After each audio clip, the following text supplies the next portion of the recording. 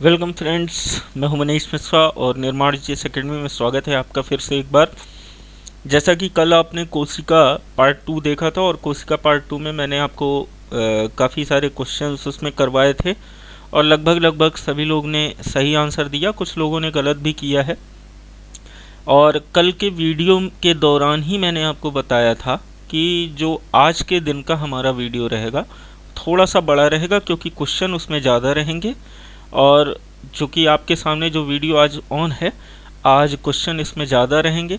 आपने थंबनेल में ही देखा होगा कि आज कैसे क्वेश्चंस रहेंगे, जिसमें से पहले ही मैंने लिखा था डर्मेटोलॉजी, उस थंबनेल में लगा है पोमोलॉजी, नेफ्रोलॉजी, ऐसे संबंधित जितने भी क्वेश्चन जो एग्ज़ाम में पूछे जाते हैं उन्हीं क्वेश्चंस को हम जो है आज लेकर के आए हैं। तो थोड़ा सा धैर्य बना के रखिएगा, वीडियो थोड़ा लंबा होगा, लगभग आधे घंटे का होगा, क्योंकि क्वेश्चन काफ़ी सारे हैं। यानी कि लगभग आप मान के चलें कि टोटल 37 क्वेश्चन हैं इससे संबंधित जो एग्ज़ाम में पूछे गए हैं। ठीक है ना? तो कहीं ना कहीं अलग अलग एग्ज़ाम में ये क्वेश्चन पूछे जाते हैं, इसीलिए मैं उनको लेकर के आऊँ। सबसे पहले तो वीडियो को शेयर कर दीजिए ताकि और लोग भी ऑनलाइन आ जाएं। अभी कम लोग हैं तो जल्दी से जल्दी ऑनलाइन आ जाइए और क्वेश्चन को सॉल्व करें। ठीक है? तो ध्यान दीजिएगा, क्वेश्चन को सॉल्व करिएगा और कोशिश ये करिएगा कि आप जो है एक एक्यूरेट टाइम पर जो है उस क्वेश्चन का आंसर दे सके। चलिए शुरू करते हैं आज का सेशन। सबसे पहला क्वेश्चन है कि मानव का त्वचा का अध्ययन करने वाली विज्ञान की शाखा कहलाती है?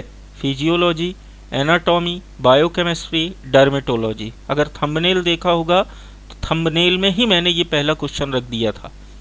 बताइए, मानव की त्वचा का अध्ययन करने वाली शाखा को क्या कहा जाता है?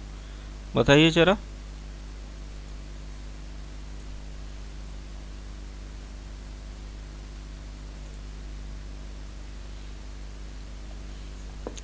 जल्दी जल्दी आंसर करिए, बिल्कुल एकदम समय। आज वैसे भी वीडियो लंबा हो जाएगा, अगर आप समय लगाएंगे तो इससे बहुत ज़्यादा लेट हो जाएगा। चलिए दोस्तों, इसका सही आंसर बता दो। इसका सही आंसर है ऑप्शन नंबर डी, डर्मेटोलॉजी। मानव की त्वचा जिस शाखा में अध्ययन की जाती है उसे डर्मेटोलॉजी कहा जाता है। अगला है क्वेश्चन आपका कि अस्थियों का अध्ययन विज्ञान की किस शाखा के अंतर्गत किया जाता है? बहुत ही सिंपल क्वेश्चन है। ओरोलॉजी, ऑस्टियोलॉजी, सेरमोलॉजी या जियोलॉजी? जल्दी बताइए।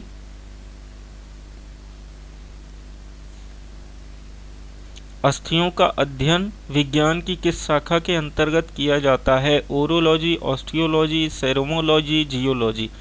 जल्दी आंसर करें, इसका सही आंसर क्या है?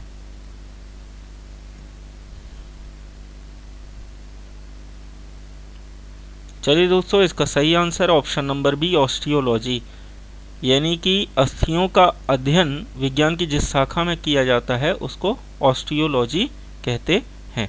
अगला क्वेश्चन है कि जीवों के संक्रमण के विरुद्ध प्रतिरोध का अध्ययन किया जाता है, उसे कहते हैं हीमोलॉजी, इम्यूनोलॉजी, क्रिप्टोलॉजी, पैथोलॉजी? जीवों के संक्रमण के विरुद्ध प्रतिरोध का अध्ययन किया जाता है हीमोलॉजी में, इम्यूनोलॉजी में, क्रिप्टोलॉजी में या पैथोलॉजी में? जल्दी आंसर करें इसका।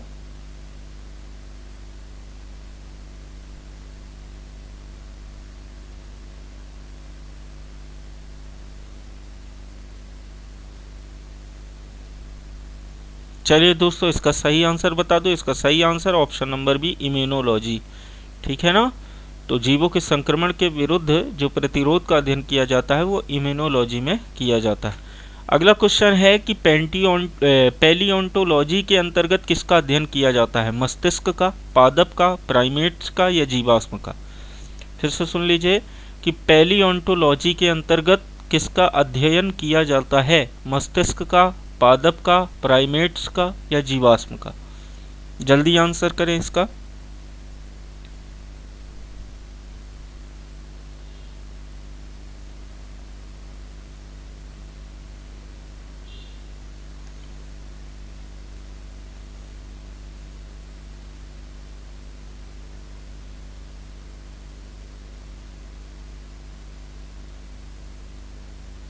चलिए दोस्तों, इसका सही आंसर बता दो। इसका सही आंसर ऑप्शन नंबर डी, जीवाश्म।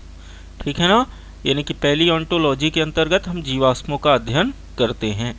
अगला क्वेश्चन है कि कीटों के अध्ययन को क्या कहा जाता है, कई बार एग्जाम में पूछा गया है। एंथ्रोपोलॉजी, एंटोमोलॉजी या ओंटोलॉजी या इकिथ्योलॉजी, जल्दी बताइए कीटों के अध्ययन को क्या कहते हैं। एंथ्रोपोलॉजी, एंटोमोलॉजी, ओंटोलॉजी या इक्थियोलॉजी, जल्दी आंसर करें इसका।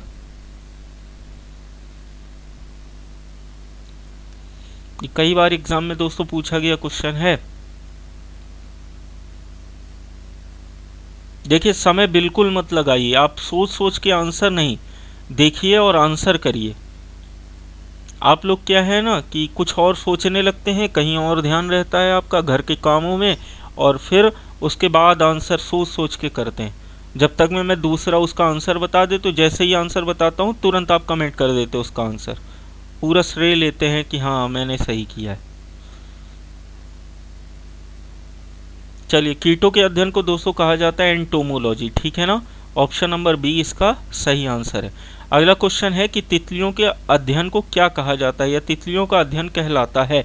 इकिथ्योलॉजी, नियोंटोलॉजी, लेपिडेटेरियोलॉजी या पोलिनोलॉजी।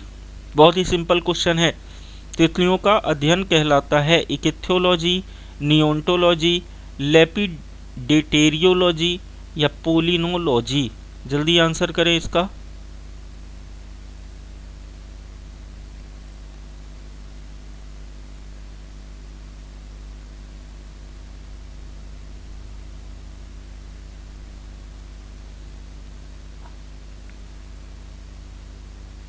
चलिए दोस्तों, इसका सही आंसर बता दो। इसका सही आंसर ऑप्शन नंबर सी, लेपिडेटेरियोलॉजी।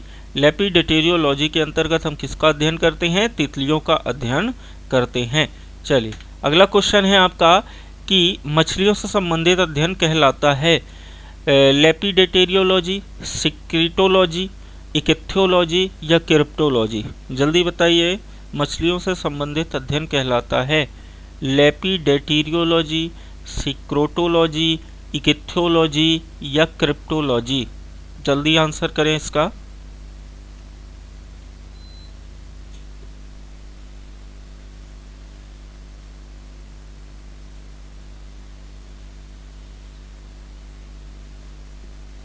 चलिए दोस्तों, इसका सही आंसर ऑप्शन नंबर सी, इकिथ्योलॉजी। जिस विज्ञान की जिस शाखा में हम मछलियों का अध्ययन करते हैं उसे इकिथ्योलॉजी कहा जाता है या इक्थियोलॉजी, सॉरी प्रोनाउंसिएशन में थोड़ा सा मिस्टेक है, इक्थियोलॉजी उसको कहा जाता है, ठीक है ना। चलिए, अगला है कि ऑर्निथोलॉजी में किसका अध्ययन होता है। बहुत ही सिंपल क्वेश्चन है दोस्तों।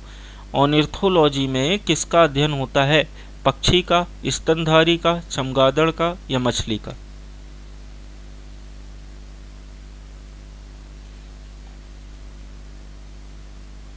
जल्दी बताइए। पक्षी का, स्तनधारी का, चमगादड़ का या फिर मछली का।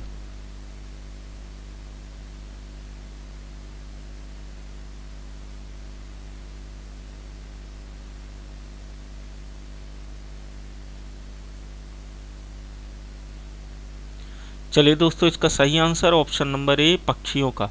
ऑर्निथोलॉजी के अंतर्गत हम किसका अध्ययन करते हैं, पक्षियों का अध्ययन करते हैं। अगला क्वेश्चन है कि हिस्टोलॉजी किससे संबंधित है।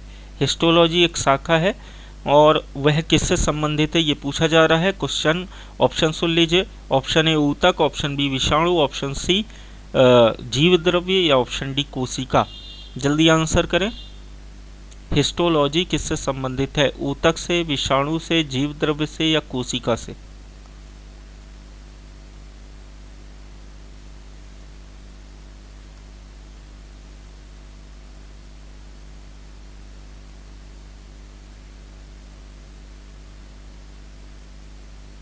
थोड़ा जल्दी आंसर करिए।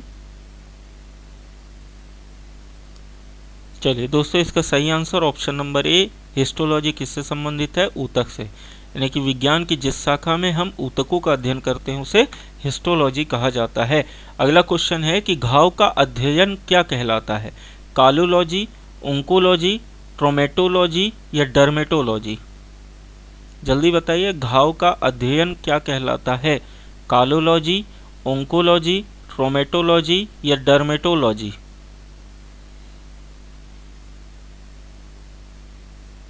दोस्तों आपको बता दें, कल जो क्वेश्चन आएंगे, कल वो फिजिक्स से जुड़े हुए क्वेश्चन आएंगे। फिजिक्स से संबंधित क्वेश्चन जितने भी एग्जाम में पूछे जाते हैं उनको कल हम लेकर के आ रहे हैं, ठीक है ना। जल्दी बताइए, घाव के अध्ययन को क्या कहा जाता है? कालोलॉजी, ओंकोलॉजी, ट्रोमेटोलॉजी, डर्मेटोलॉजी?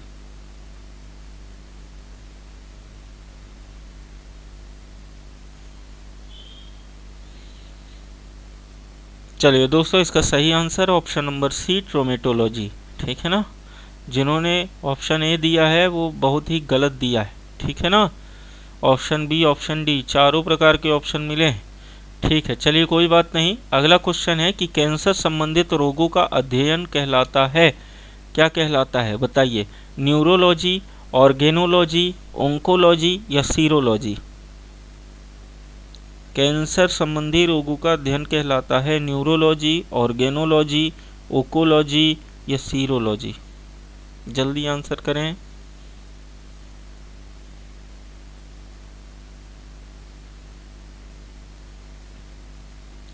ये आपका 11वां नंबर का क्वेश्चन है, ठीक है।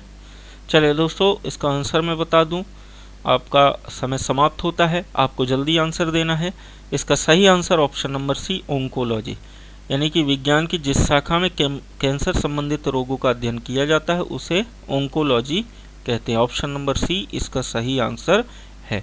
अगला क्वेश्चन देखते हैं। अगला क्वेश्चन है कि मोलस्का समुदाय के जंतुओं के कवच का अध्ययन कहलाता है।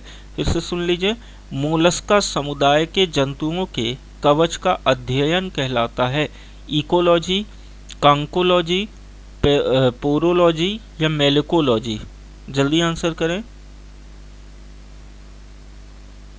इकोलॉजी, कांकोलॉजी, पोरोलॉजी, मेलिकोलॉजी? मोलस्का समुदाय क्या है? मोलस्का समुदाय आपको पढ़ना पड़ेगा। अभी जैसे ही क्लासेस स्टार्ट हो जाएंगी तो आपको साइंस वाले शर्मा जी आपको पूरा समुदाय वगैरह वर्गीकरण पढ़ाएंगे, तो आपको क्लियर हो जाएगा कि मोलस्का क्या है, ठीक है। बाकी जो पढ़ चुके हैं वो इसका आंसर करें। चलिए दोस्तों, इसका सही answer option number B, conchology, conchology, ठीक है ना। मोलस्का समुदाय के जो कवच, उनके शरीर में कवच पाए जाते हैं, उन कवच के अध्ययन को कॉन्कोलॉजी कहा जाता है। अगला क्वेश्चन देखते हैं कि वंशागत के नियमों का अध्ययन कहलाता है, उसको क्या कहते हैं? तो ऑप्शन ए वर्गीकरण विज्ञान, ऑप्शन बी कोशिका विज्ञान, ऑप्शन सी अनुवांशिकी, ऑप्शन डी पारिस्थितिकी। ये तो सिंपल सा क्वेश्चन है, आप बता सकते हैं इसका आंसर क्या है। वंशागत के नियमों के अध्ययन को क्या कहा जाता है? वर्गीकरण विज्ञान, अनुवांशिकी, कोशिका विज्ञान, पारिस्थितिकी? बताइए जल्दी।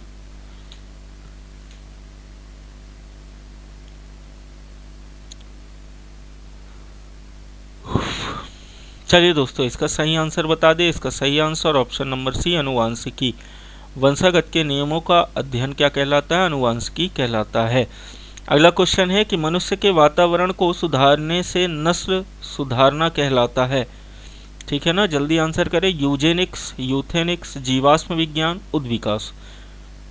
देखिए, मैं जल्दी ही इसका आंसर बता दूंगा क्योंकि आपको समय लिमिटेड दिया गया है। आप लिमिटेड समय में आंसर नहीं करते हैं, बाद में करते, बहुत लेट करते हैं। तो थोड़ा सा अगर दे रहे हैं टेस्ट वगैरह, एमसीक्यू लगा रहे हैं, तो यहीं पे ध्यान रहे आपका। तो वातावरण के मनुष्य के वातावरण को सुधारने से नस्ल सुधारना क्या कहलाता है? यूजेनिक्स, यूथेनिक्स, जीवाश्म विज्ञान, उद्विकास?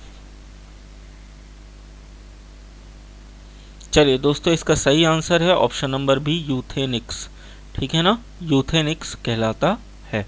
अगला क्वेश्चन है कि नलिका विहीन ग्रंथियों का अध्ययन करने वाली जंतु विज्ञान की शाखा को कहते हैं। फिर से सुन लीजिए, नलिका विहीन ग्रंथियों, नलिका विहीन ग्रंथि से क्या निकलते हैं दोस्तों? हार्मोन्स निकलते हैं, ठीक है ना। ये मैं हिंट दिए दे रहा हूँ, तो आपको बताना है कि नलिका विहीन ग्रंथियों के अध्ययन करने वाली जंतु विज्ञान की शाखा को कहते हैं एम्ब्रियोलॉजी, एंडोक्राइनोलॉजी, इकोलॉजी या यूथेनिक्स? जल्दी बताइए, एम्ब्रियोलॉजी, एंडोक्राइनोलॉजी, इकोलॉजी या यूथेनिक्स?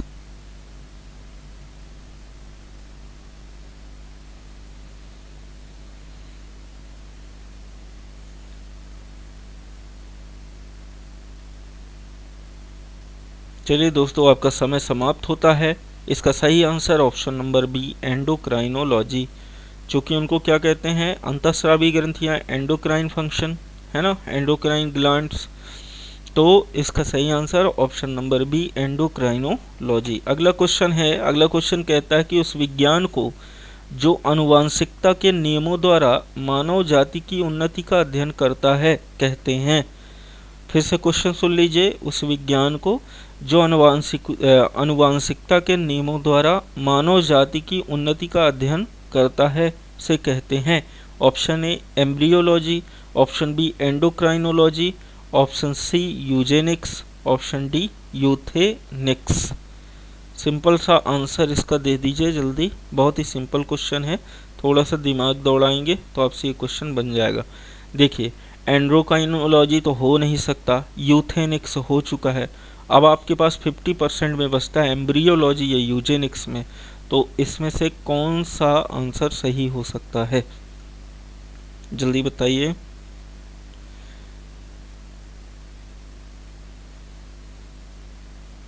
चलिए, आपका समय समाप्त होता है। इसका ऑप्शन नंबर सी सही आंसर है। क्या कहते हैं, यूजेनिक्स कहलाता है। ठीक है, बढ़ते अगले क्वेश्चन की ओर कि कीट से संबंधित विज्ञान की शाखा कहलाती है एंटोमोलॉजी, ऑर्निथोलॉजी, मैमोलॉजी, इक्थियोलॉजी। अब देखिए, इक्थियोलॉजी मछली का हो गया, ऑर्निथोलॉजी पक्षियों का हो गया। अब इसमें से एंटोमोलॉजी या इंटेमोलॉजी या मैमोलॉजी दो चीज़ें बचती हैं। अब इन दोनों में से सही आंसर क्या हो सकता है? तो आपको हर बार हर क्वेश्चन में दिमाग थोड़ा सा ऐसे ही दौड़ाना है। ठीक है,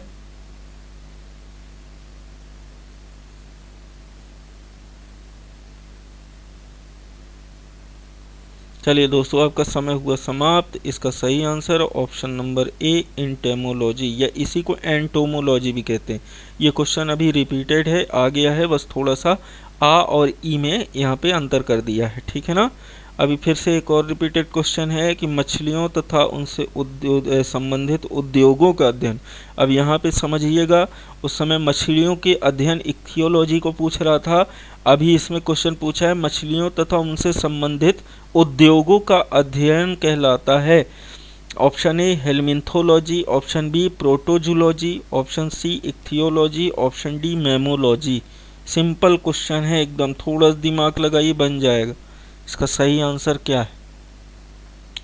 19वें नंबर का क्वेश्चन है, सॉरी 18वें नंबर का क्वेश्चन है ये।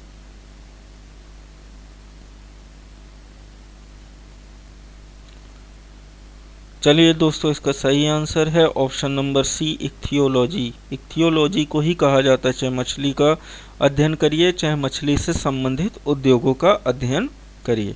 ठीक है, बढ़ते हैं अगले क्वेश्चन की ओर। अगला क्वेश्चन हमारा कहता है कि जंतु विज्ञान की वह शाखा जिसके अंतर्गत जंतु की बाह्य आकृति एवं बाह्य संरचना का अध्ययन किया जाता है कहलाती है फिजियोलॉजी, एम्ब्रियोलॉजी, मार्कोलॉजी, सॉरी ये मॉर्फोलॉजी है दोस्तों, मार्कोलॉजी नहीं है, मॉर्फोलॉजी, इक्थियोलॉजी। बताइए, जंतु विज्ञान की वह शाखा जिसके अंतर्गत जंतु की बाह्य आकृति एवं बाह्य संरचना का अध्ययन किया जाता है कहलाती है फिजियोलॉजी, एम्ब्रियोलॉजी, मॉर्फोलॉजी, इक्थियोलॉजी।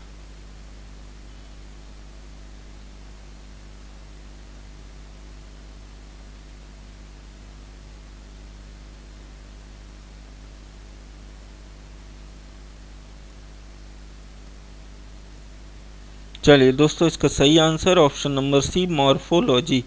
ये मॉर्कोलॉजी नहीं है बल्कि मॉर्फोलॉजी है। अगला क्वेश्चन देखते हैं। अगला क्वेश्चन कहता है कि जंतु विज्ञान की वह शाखा जिसके अंतर्गत आनुवांशिक लक्षणों तथा उनकी वंशागति का अध्ययन किया जाता है कहलाती है। फिर से सुन लीजिए, जंतु विज्ञान की वह शाखा जिसके अंतर्गत आनुवांशिक लक्षणों तथा उसकी वंशागति का अध्ययन किया जाता है कहलाता है। Option A ecology, option B cytology, option C geology या ऑप्शन डी जेनेटिक्स। बहुत ही सिंपल क्वेश्चन है, थोड़ा सा लॉजिक लगाइए और आंसर करके जाइए जल्दी, बिल्कुल फास्ट। आपके पास 5 सेकंड का समय और है।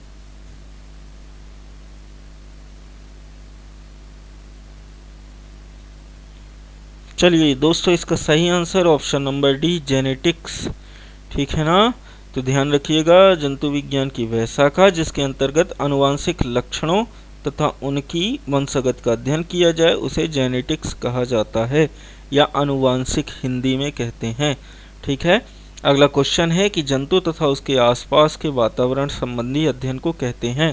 क्वेश्चन फिर से सुन लीजिए, जंतु तथा उसके आसपास के वातावरण संबंधी अध्ययन को कहते हैं पारिस्थितिकी, परजीवी विज्ञान, जंतु भूगोल या आनुवांशिकी।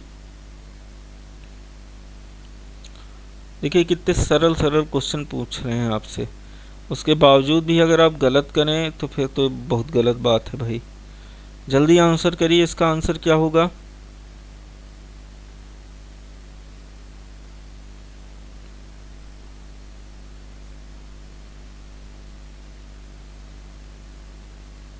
चलिए दोस्तों, इसका सही आंसर है ऑप्शन नंबर ए पारिस्थितिकी, ठीक है। जंतु तथा उसके आसपास के वातावरण संबंधी अध्ययन को पारिस्थितिकी कहा जाता है।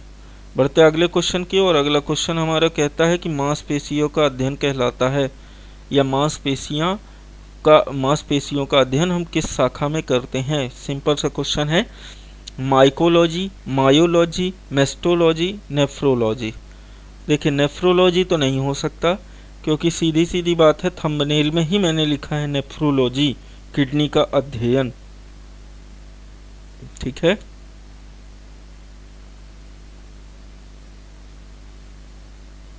बताइए, मांसपेशियों का अध्ययन कहलाता है माइकोलॉजी, मायोलॉजी, मेस्टोलॉजी, नेफ्रोलॉजी।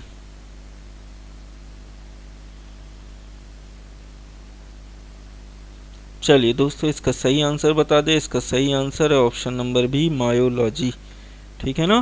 तो मायोलॉजी में ही हम मांसपेशियों का क्या करते हैं, अध्ययन करते हैं, ठीक है। अगला क्वेश्चन बताइए कि जनसंख्या का अध्ययन कहलाता है जीवाश्म विज्ञान, कार्टोग्राफी, जियोग्राफी, डेमोग्राफी। सिंपल सा क्वेश्चन दोस्तों, फिर सुन लीजिए, कल फिजिक्स के क्वेश्चन आएंगे, 30 क्वेश्चन रहेंगे फिजिक्स के, ध्यान रखिएगा। फिजिक्स के लगभग 30 क्वेश्चन कल रहेंगे। आज केवल बायोलॉजी रखा है हमने, कल हम किसको रखेंगे, फिजिक्स को। और 3 दिन तक लगातार फिजिक्स चलेगी, फिर उसके बाद 3 दिन तक केमिस्ट्री, फिर 3 दिन बायो, 3 दिन फिजिक्स, 3 दिन केमिस्ट्री, ऐसा एक शेड्यूल बनाएंगे।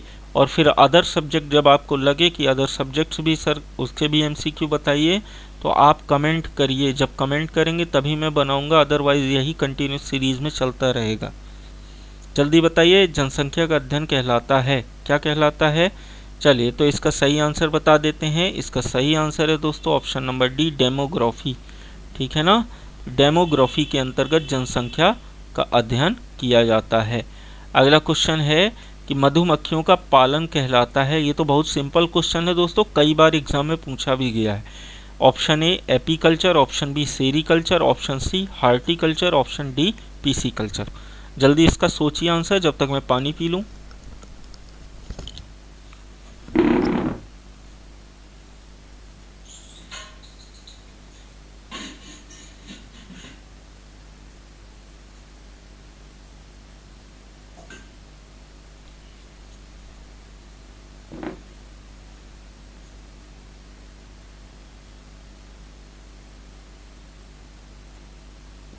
चलिए दोस्तों, इसका सही आंसर है, सॉरी माइक लगा लें, इसका सही आंसर है ऑप्शन नंबर ए एपीकल्चर। मधुमक्खियों का पालन क्या कहलाता है दोस्तों, एपीकल्चर कहलाता है। बढ़ते हैं अगले क्वेश्चन की ओर। अगला क्वेश्चन हमारा कहता है कि रेशम पालन कहलाता है, ठीक है। Apiculture, sericulture, pisciculture, horticulture. जल्दी बताइए, रेशम पालन कहलाता है एपीकल्चर, सेरीकल्चर, पीसीकल्चर, हार्टिकल्चर। जल्दी बताइए इसका सही आंसर क्या है। ये मैं 20 से ऐसे लाइन खींच देता हूँ, ठीक है। चलिए दोस्तों, इसका सही answer option number B, sericulture, ठीक है ना। ध्यान रखिएगा, रेशम पालन कहलाता है सेरीकल्चर। मेरे आंसर देने के पहले ही आप लोग आंसर करिए, नहीं तो फिर आप कहेंगे कि सर क्वेश्चन पढ़े नहीं कि तुरंत आंसर बताने लगते हैं। आप थोड़ा समय, क्या है ना, समय का ध्यान रखिए ना। 7 सेकंड में आपको आंसर देना है इसका। ये थोड़ा ना कि मैं आपके लिए बैठा थोड़ा ना रहूँगा कि आप बैठे रहें बिल्कुल, जब मन आएगा तब आंसर करेंगे, नहीं तो ना करेंगे, है ना। देखिए थोड़ा सा, अगर पढ़ने आए हैं तो उसका समय का ध्यान रखिए ना। वहाँ आपको 2 घंटे थोड़ा ना मिलेंगे एग्ज़ाम में। तो थोड़ा सा जल्दी क्वेश्चन पढ़ा नहीं कि ऑप्शन आप अपने से पढ़िए, मैं भी पढ़ रहा हूँ और उसका आंसर करिए। चलिए अगला क्वेश्चन है, ऊतकों की रचना के अध्ययन से संबंध विज्ञान कहलाता है। अभी ये क्वेश्चन रिपीट हो चुका है, अब इसमें भी गड़बड़ कर देंगे। फिर से सुन लीजिए, ऊतकों की रचना के अध्ययन से संबंधित विज्ञान कहलाता है साइटोलॉजी, मायोलॉजी, हिस्टोलॉजी, एनाटॉमी। जल्दी बताएं।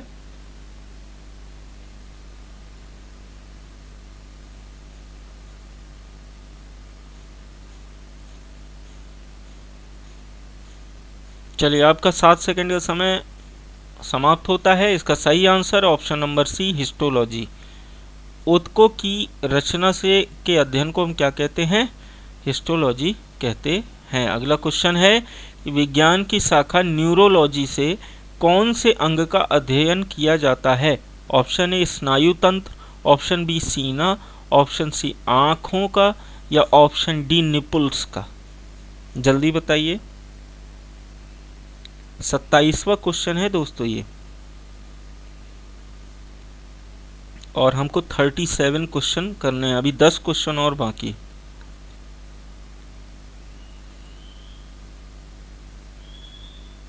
चलिए दोस्तों, इसका सही आंसर ऑप्शन नंबर ए, स्नायु तंत्र, यानी कि विज्ञान की वह शाखा जिसमें हम क्या कहते हैं, न्यूरोलॉजी। अगर हम देखें विज्ञान की शाखा न्यूरोलॉजी के अंतर्गत स्नायु तंत्र का क्या किया जाता है? अध्ययन किया जाता है।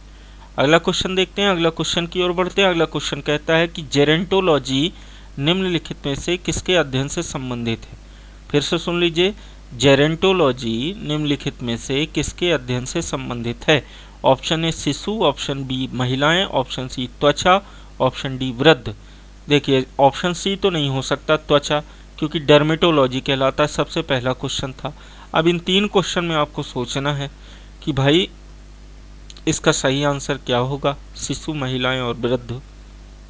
तो बताइए जेरेंटोलॉजी निम्नलिखित में से किससे संबंधित है?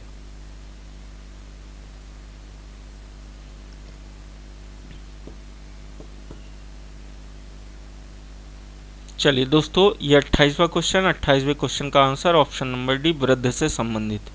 तो वृद्धों का अध्ययन क्या कहलाता है? जेरेंटोलॉजी। अगला ऑप्शन है, अगला क्वेश्चन है, पीडियाट्रिक्स निम्नलिखित में से किसके अध्ययन से संबंधित है? फिर से सुन लीजिए, पीडियाट्रिक्स निम्नलिखित में से किसके अध्ययन से संबंधित है?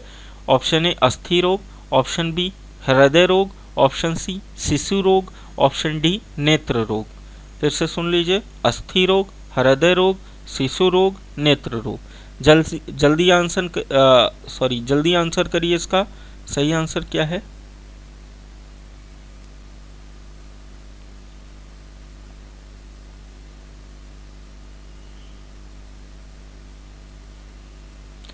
चलिए आपका समय समाप्त होता है। अब देखिए दोस्तों, इसका सही आंसर ऑप्शन नंबर सी, शिशु रोग, ठीक है ना। ध्यान रखिएगा, पीडियाट्रिक्स शिशु रोग से संबंधित शाखा है, ठीक है, जिसमें हम शिशु के रोगों का अध्ययन करते हैं। अगला क्वेश्चन कहता है कि टिश्यू कल्चर का अध्ययन किसके लिए उपयोगी है? फिर से सुन लीजिए, टिश्यू कल्चर का अध्ययन किसके लिए उपयोगी है? ऑप्शन ए जीव जंतुओं के लिए, ऑप्शन बी पौधों के लिए, ऑप्शन सी कीड़ों मकोड़ों के लिए, ऑप्शन डी आनुवंशिकी के लिए। टिश्यू कल्चर का अध्ययन किसके लिए उपयोगी है? जीव जंतुओं के लिए, पौधों के लिए, कीड़े मकोड़ों के लिए, या आनुवंशिकी के लिए?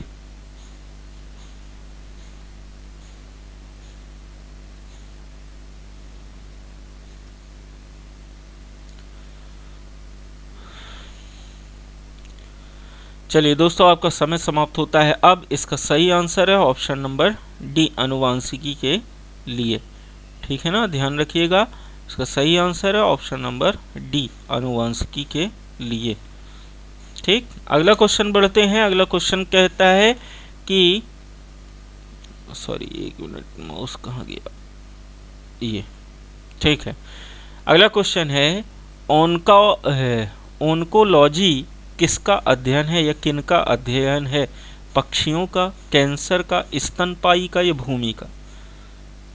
फिर से सुन लीजिए, ओन्कोलॉजी किनका अध्ययन है? पक्षियों का, कैंसर का, स्तनपायी का, भूमि का? अब इसी में गड़बड़ कर देंगे लोग।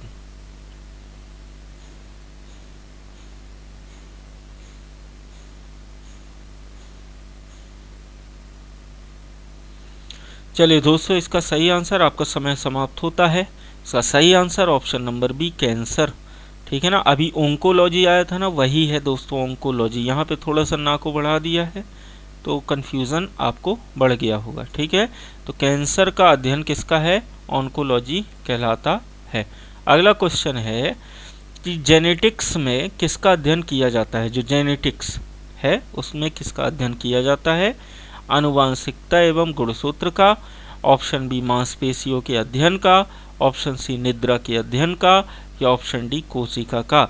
इसका आंसर मैं नहीं बताने वाला, इसका आंसर आप खुद करें, क्योंकि ये जेनेटिक्स से संबंधित 3-4 बार क्वेश्चन आ चुका है। ठीक है, बढ़ते हैं अगले क्वेश्चन की ओर। आनुवांशिकी किससे संबंधित है? आनुवांशिकता से, रक्तचाप से, पाचन तंत्र से, या श्वसन तंत्र से? बताइए, बिल्कुल सड़ा सा क्वेश्चन है और ये आपसे बन जाएगा, इसलिए आगे बढ़ते हैं। चलिए, जेनेटिक्स वाला तो ऑप्शन नंबर ए इसका सही है। आनुवांशिकी वाला कौन सा हो जाएगा? इसका भी ऑप्शन नंबर ए हो जाएगा। बढ़ते हैं अगले क्वेश्चन की ओर। अगला क्वेश्चन कहता है कि जनसंख्या के अध्ययन को क्या कहते हैं? ये क्वेश्चन रिपीट हो चुका है, उसको डेमोग्राफी कहा जाता है। ठीक है ना, चलिए, ये क्वेश्चन मैं आपको बता चुका हूँ, अभी क्वेश्चन आ चुका है ना, रिपीट हो गया, सॉरी। अगला क्वेश्चन है, देख लीजिए, रक्त में एंटीबॉडी एवं एंटीजन के अध्ययन को क्या कहते हैं? ये बहुत ही एग्जाम में हिट क्वेश्चन है, पूछा गया है कि रक्त में एंटीबॉडी एवं एंटीजन के अध्ययन को क्या कहते हैं? आरआरबी का क्वेश्चन है दोस्तों। Option A histology, option B gynaecology, option C serology, option D biology. देखिए, थोड़ा सा दिमाग लगाइए, हिस्टोलॉजी तो हो नहीं सकता क्योंकि ऊतकों का अध्ययन है। बायोलॉजी तो जीव विज्ञान को कहते हैं। अब 2 ऑप्शन बचते हैं, सीरोलॉजी और गायनिकोलॉजी। अब इन दोनों में आपको अंदाज़ा लगाना कि इसका सही आंसर क्या होगा। ठीक है, लगभग सही आंसर दे रहे हैं लोग। तो दोस्तों, इसका सही answer option number C, serology. Serology के अंतर्गत रक्त के एंटीबॉडी और एंटीजन का अध्ययन किया जाता है। ठीक है ना, चलिए बढ़ते अगले क्वेश्चन की। और अगला क्वेश्चन हमारा कहता है, ये लास्ट 2 क्वेश्चन है, ये लास्ट के अंतिम के 2 क्वेश्चन। पहला क्वेश्चन है, पारिस्थितिकी विज्ञान इकोलॉजी का किससे संबंध है? ऑप्शन ए चिड़िया, ऑप्शन बी कोशिका संरचना, ऑप्शन सी शरीर संरचना और वातावरण, ऑप्शन डी तंतु।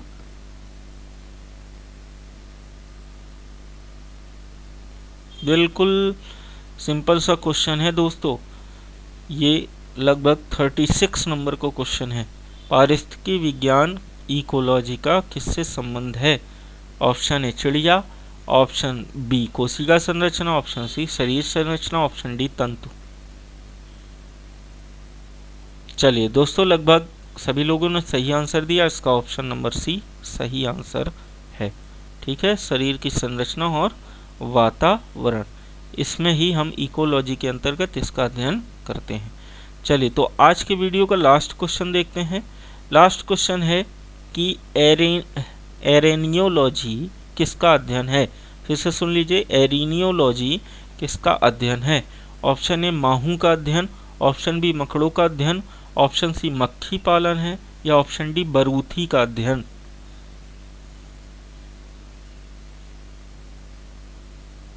जल्दी आंसर करें।